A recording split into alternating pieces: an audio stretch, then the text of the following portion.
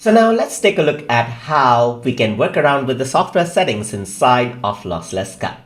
So over here on the top right, you can see that there's this gear icon, and if I were to click on it, you get to the software settings. So here you have the app language in the top, so you can choose. Right now I'm choosing English. You can go ahead and change the language of the software as long as it's available here. So I'm just going to change this back to English.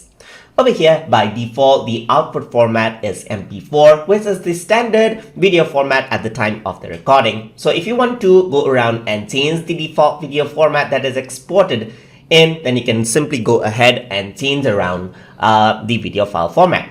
So over here, the working directory is where the video is exported is the same directory as the input file as of now. So what you can do is you can click on this to change around the output folder from here. So over here, there's auto-merge segment to one file during export or export to separate files. So right now it is separate, but if you want to merge them down, you can simply go over here.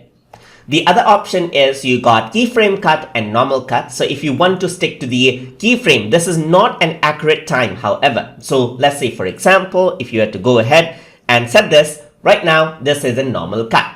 So the exact time portion is selected when exporting out the video. But if you were to change to keyframe cut, then the exact portion won't be exported, but rather it'll be to the nearest keyframe, that is one of these dots. So you can see that I have enabled keyframe view right here. So it'll select the nearest keyframe to preserve video quality, which is recommended to a lot of videos. But if you want a precise cut, then you might want to stick to normal cut right here. You can click around here to get the same option. Once you go to settings, there are extract, unprocessable tracks as well as separate tracks. So if it can't be processed, then it'll export out the video without any warning or so. But if you choose to disregard the total video, that is unprocessable video, it'll just discard it out, won't process it. So it depends on what you want.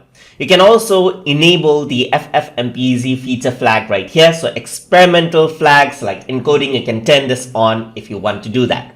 But unless you know like what this is,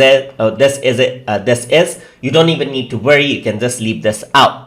So auto saving project. So whenever you cut out and then do some changes, then your project is auto saved. So this is handy to have enabled, because what happens is that even if you forget to save it, you can reopen the file and then start working with it later on. So you can turn this on or off according to what you like.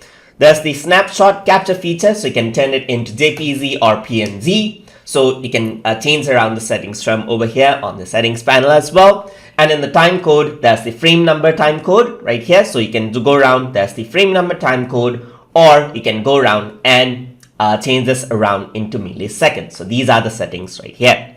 We can change the timeline trackpad wheel sensitivity. So as you go around and change around. So if I were to increase this out, what happens is that I can go around, use my track wheel, and you can see that the timeline jumps. I can bring down the sensitivity so that it is much more precise, as you can see right here. You want to do a more precise cut, you might want to go on to the lower end. And as I scroll around, it goes really slow. But right now, it is not moving because I completely disabled that out. So let me just change the sensitivity and just increase this out a bit, press done, and you can see that this is how it works.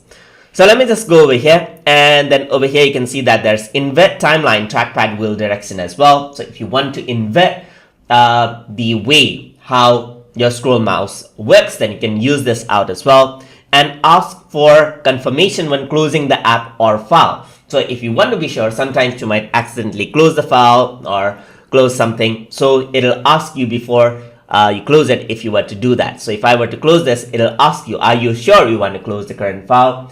Which comes in handy, especially if you're working with sensitive projects. And those are all the software settings that LossLessCut provides you with to customize the software according to what you want. So hope you guys learned something as always. And as always, please like, comment, share, and subscribe.